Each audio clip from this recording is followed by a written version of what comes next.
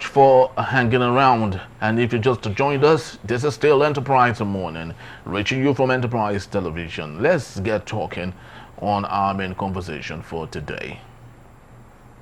The Nigeria Labour Congress NLC has condemned President Bola Tinubu's administration, stating that its 2 years in power have brought increased hardship instead of promised reforms. According to the NLC President Joe Ajaero, the sudden removal of fuel subsidies, massive inflation, and a collapsing Naira have worsened poverty, crippled businesses, and pushed over 150 million Nigerians into multi-dimensional poverty.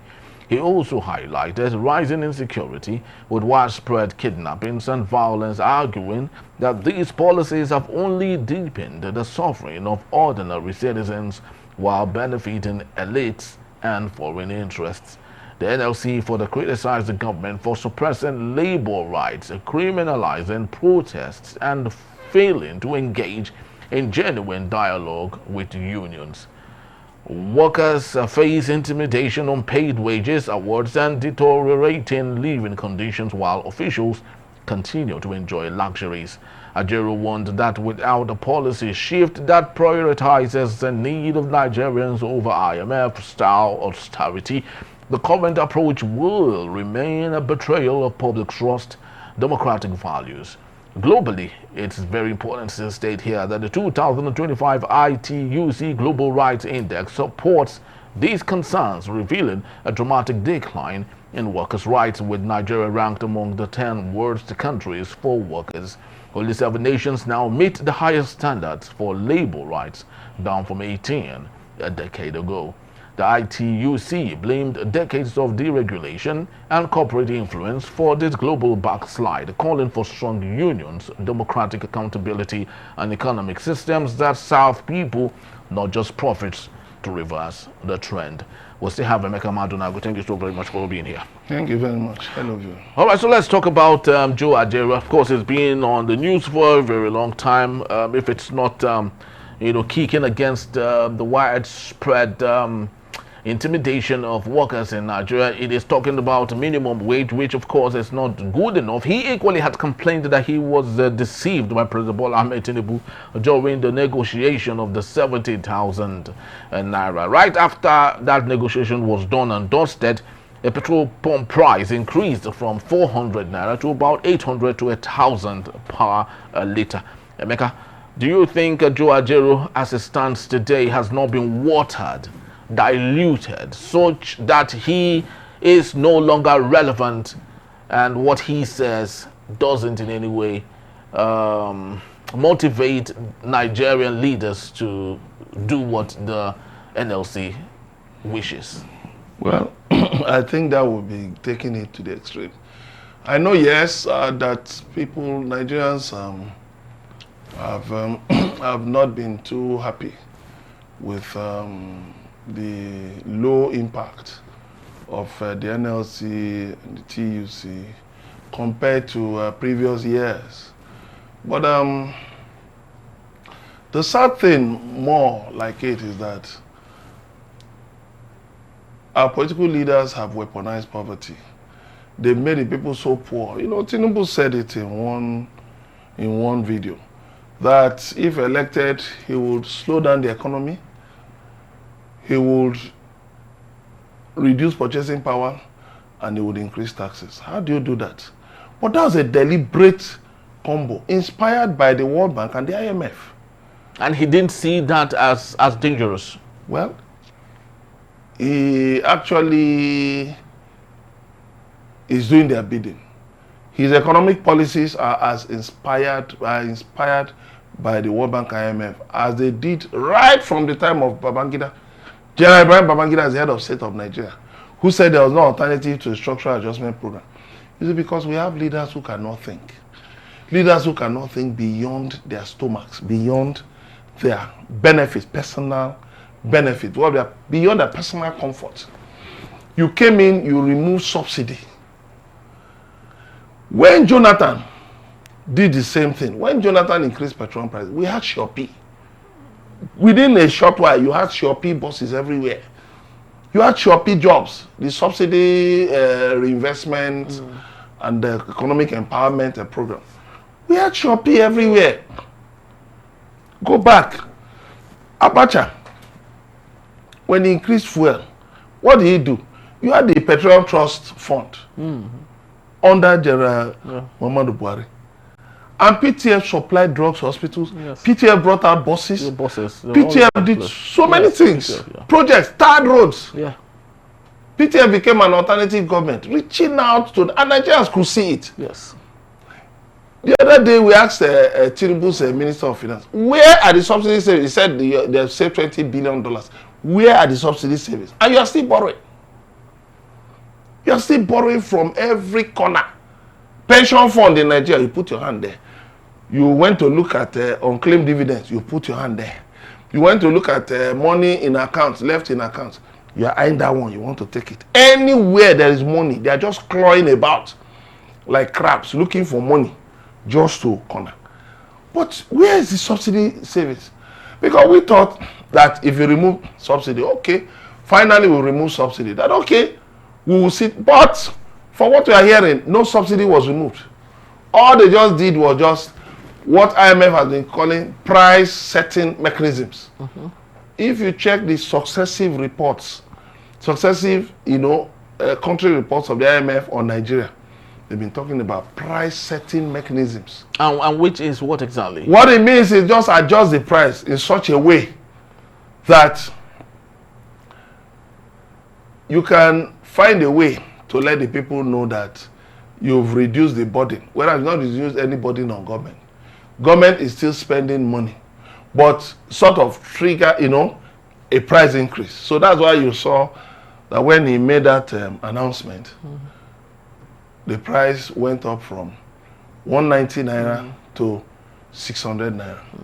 That was the price setting mechanism. That wasn't removal of subsidy. They didn't remove any subsidy at all. So when you look at all of these things, you just wonder at, and I mean, look at within the same period, they said they floated the Naira. How do you float the Naira when you only have one export, which is crude? You are not exporting anything. And that is what we are talking about. We have a vast territory. We have 55 million hectares of farmland. But what do we have? We have terrorists in the bushes, in the forests, who won't allow farmers to do their work. Look at the killings in Plateau, in Benue, in different places, even in the east, in Enugu. In some places, in Ondo State, in Edo State. But the government tries to pretend that these things are necessary pain. When any politician tells you that you have to endure pain for gain, he's a liar. That's what Donald Trump has been telling Americans, and it's a lie. Because the Canadian Prime Minister, Carney, who's one of the best, most respected economists in the world, has told Donald Trump, you're just punishing American workers. With all these your tariffs, you're just punishing Americans. Because people can always find alternatives elsewhere. So Trump has just been running up and down, saying all kinds of things, which he's reversing. And it's not going anywhere. Because why? He came in on a vindictive, purposeless agenda. And today, 100 days after, Trump cannot point to you what he has really achieved. The man, Elon Musk, who was telling him defund, close down, has left the government. He's now abusing the government, that they are committing an abomination with the borrowing, the fresh borrowing they are going for. So what does it tell you? You must find ways of prioritizing the people, which is one problem we have with the kind of neoliberal economic systems being run by many governments around the world today, which is basically prioritizing politicians first. They don't prioritize the people. Instead, you just heap burdens on the people. And then companies are closing down, factories are closing down. There are no exports anywhere. You have insecurity, the roads are bad, power is not constant, it's not even reliable. Even the seat of the presidency had to run away from the national grid. And they now budgeted 10 billion naira. But the people who really need it, the industries, remember in October 2023, President Bola Tinubu said he was going to roll out a stimulus bill for corporate organizations, for companies, for manufacturers. Up till now, we're waiting for that stimulus bill. But he will tell you, he did NEL fund, which is giving funds to students to go to school. Okay, I agree. Thank you very much. But let's look at NEL fund 157 billion. Let's look at what you have budgeted for yourselves. Let's look at your constituency projects. 226 million naira for a street light. Millions of naira for boreholes. Millions of naira for aid to traditional rulers. Support traditional rulers. Ministries getting involved in what doesn't concern them. Ministry of Science and Technology. In one of their line items, they are renovating INEC office in Abeokuta. What concerns Ministry of Science and Technology with INEC office in Abeokuta? And INEC is in that budget too. They have their own budget. Ministry of Agriculture, building all kinds of ridiculous items. Vehicles, the word vehicles appears in the 2025 budget 2,162 times. Can you beat that? What vehicles are they buying? Where are they going to? Where are they driving the vehicles to? And farmers cannot get agriculture, they cannot get input. To get cassava stems now to plant, because I'm a farmer. It's difficult. To get maize to plant, it's difficult. Much of what we harvest, we eat. So we cannot even get milk. We've been talking about ending open grazing. But all of these things, no way. So you now find out that your neoliberal policies, which have made you to devalue the Naira by over 1,000%, have impoverished the Nigerian workers. So that you did a minimum wage of 70,000. What does that amount to? It amounts to nothing. Especially if converted to dollars, it amounts to nothing. You would realize that people who were earning 30,000 naira when the dollar was still between 600 and 500 were even more valuable than those who earn. How many states are even paying the minimum wage? How many states are paying the 70,000 minimum wage? Then you now tell core members that you will be paying them some 7,000. But what is some 7,000? You know that in many states you don't have corpus lodges anymore. Yes. So corpus have to rent. They have to pay rent. You know what rent is right now? Even in far-flung cities of Nigeria, a room now in some places 15,000 naira a month. In some places 20,000 naira a month. So when a core member removes 20,000, let's say 15,000 out of 7,000, what is doing? Is it not 62,000? And it has to back to transportation. You have to buy food, and then you have to pay electricity bill, and then I'm not talking of taking care of your health and your welfare, and of course maybe sending something back home to your parents and your siblings. So at the end of the day, you just find out that the Nigerian worker has been totally defeated, totally impoverished. Very, very true, Emeka. And looking at, we have observed and seen lots of economic pundits that have concluded that in every country there are two ways they can make money: either to tax their people or to stimulate economic growth in the country. I do not know if there's a third way to make more money, but the President Bola Tinubu has chosen to tax the people rather than stimulate the economy. Of course, those in the payroll of the president, media jobbers, would go against that immediately. But what do you say about this taxation thing? Could there be a light at the end of the tunnel, like the president and those in the presidency have claimed? You see, they keep postponing. Buhari spent 8 years and achieved nothing. He did the second Niger bridge. How is that an achievement? It's an achievement because it has reduced the cost of transportation along that axis. So people who had waited all this while, of course, the issue, the hiccups that goes about, transporting one place to another on the bridge there, have an alternative. No, I don't agree, because Really? government spent money on the bridge, but what is the economic value? That you do a road To the region. What is I'm talking of the economic value to the nation. What is the bridge bringing? You are not even tolling the bridge. You spend money on a project, which is what we have in Nigeria today. There are so many projects, road, bridges. Of what economic value? Then what is the economic activity being stimulated by that? You cannot borrow your way out of an economic mess. You cannot borrow your way into prosperity. First of all, cut the cost of governance. Cut the cost of governance. That bridge was provided for by Jonathan while he was president, but he couldn't continue it. He couldn't even start it. Yes. Fine, you did the bridge, but what we're talking about, what about the roads leading to the bridge? Benin Asaba Highway, go and look at it. You have Onitsha-Owerri Road, which was cut by erosion. Even up till now, the erosion threat has not left. It's still there. Go and look at Onitsha-Owerri Road. Where is the power? We're talking about when you do roads, major bridges, they should help to provide access between production centers. So what we're talking about, for instance, Second Niger Bridge, there should be a connection. The roads leading to it and leading from it should actually lead you to maybe sources of raw materials or sources of production, factories or farms.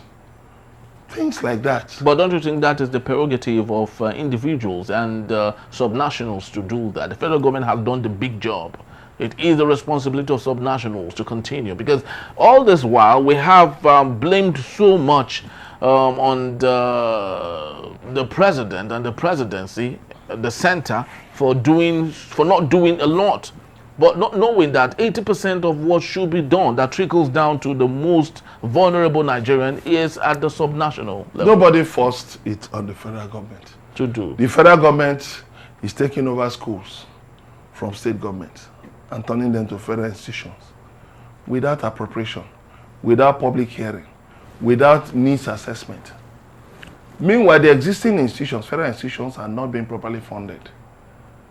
The federal government talks about we're going to build housing units, 1,000 housing units in the 704 local governments. Is that the job of the federal government? It's the job of local governments, actually. It's the job of local governments to provide housing in their areas of jurisdiction. But the federal government chooses to do all those things because there's a lot of money to dispense, in political cronyism. And that is why you see the federal government taking on the job of the local government. The same federal government went to court to assert local government autonomy. But the same federal government declared a state of emergency in Rivers State and allowed the governor to appoint illegal caretaker administrators in the local government. So the Supreme Court ended up just wasting its time. They went overboard to please the president. But at the end of the day, the president just set aside. It's courts that are supposed to set aside actions of the executive. But now, the executive set aside the judgment of the Supreme Court. So what we're talking about is that there is no policy coordination. You say, oh, we're giving more money to the governors. Yes. But what's the impact? Did you do a needs assessment before you started, you say you started this jamboree, you started giving states rights and all of that? Why not make the people more productive? Even federal workers, the minimum wage, they are not being paid the full value of the minimum wage. Federal workers, and they are threatening to go on strike. They are threatening protests. So it's not about state governments. That's why we're talking about restructuring. We're talking about devolution of powers. Let the federal government hands off from functions that don't belong to it and face its own duty. The FCT, Federal Capital Territory Abuja, is under the purview of the federal government. But go to the satellite towns, go to the suburbs, And you see children studying under trees. In fact, the teachers in Abuja, and of course, with the public schools, they're still on strike. That is it. So what are we talking about? What is the business of the federal government? Converting polytechnics to universities. When there is a national policy on education that talks about what polytechnics should do. But because we in Nigeria, we love certificates, no matter how ridiculous they are. And then turn everything to a university. Even college of education, turn it to a university. To achieve what? So that everybody will have a BSc or a BA or B.Ed, and that's all. How do those actions, how do those policies make this nation better?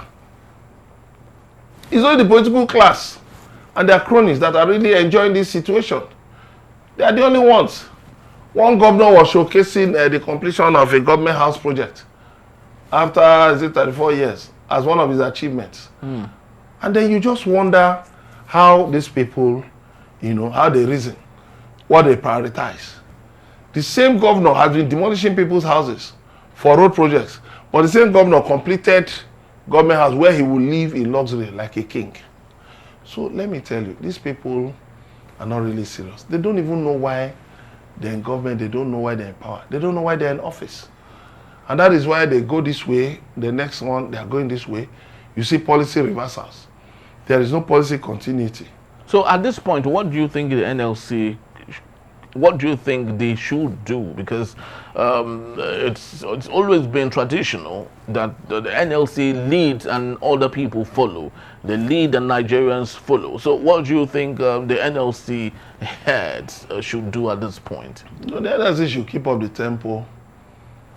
The NLC should also get his acts right. He should get his priorities, because Nigerian workers have no protection today. And why do you think so? Yeah, you see, you have casualization. Many workers are casuals. When they get injured in their factories or in their place of work, is there any compensation? But you have a law, workmen's compensation. Is it being applied? The answer is no. Workers fall sick. How many of them have a health insurance cover? That is for public or private? Because whether public or private. How many workers are able to take care of their families? How many workers are able to, meet their obligations? So these are the problems. These are the problems. So the NLC must must get its acts right. It's not just anything comes out, you say, okay, telecoms operators say they're going to increase tariffs, and then you jump in on it. They should also work proactively. Before things happen, they should begin to, push raise the sounding board, and then again, you find out that the National Assembly has become subservient to the president. The judiciary has become subservient to the president. So what we have is more like a monarchy in Nigeria. And so for NLC to get anything, ordinarily you expect the NLC to channel its thoughts to the National Assembly. But the National Assembly has shown very clearly that it is just a rubber stamp assembly that is just there at the whims and caprices of the president, just to massage the president's ego. So the NLC, will do well to engage the presidency, since that is where all the power flows from. The National Assembly having made itself redundant, and useless to furthering the aspirations of Nigerians. Then the NLC should just find a way to channel its aspirations, to the president, of course, and let the president know that, you see, Nigerian workers are really suffering, that things are not the way they should be, that, there's a lot, that the policies of this administration have left so much to be desired, and therefore, the government should seriously look into the welfare of workers, to look at it. If you can find a way to cushion the removal of subsidy, even though it is said that they didn't really remove any subsidy, that the government has still been paying for subsidy, that this same government has still been spending money defending the Naira. The same Naira they said was floating, it has been defending the Naira. So you just see the same things that have happened. Anyway, Tinubu told us that he will continue with the policies of his predecessor. And the suffering has continued. He has even worsened the suffering of the people. It's actually very, very so sad. The skyrocketing nature of goods and services in Nigeria is beyond the reach of an average worker in Nigeria. Emeka did rightly say that 77,000 naira, which is less than $40, less than $40, is what Nigerians make in a month. And one would wonder, how far can that go, knowing that you have so much responsibilities to take care of. And one would wonder really if Nigeria can really compete with the leagues of nations and equally do well economically and otherwise. Thank you so very much, Emeka. Thank you very much. We really do appreciate you. All right, people, that's just about the time we have. Love to say thank you so very much for making this a day with us. Please do well to visit us. If you may, you can always find us at enterprisetvnews.com. You may equally like, comment, and follow us on all our social media platforms at Enterprise TV7. I am Henry Ikwibike. Thank you for watching. We'll see you soon.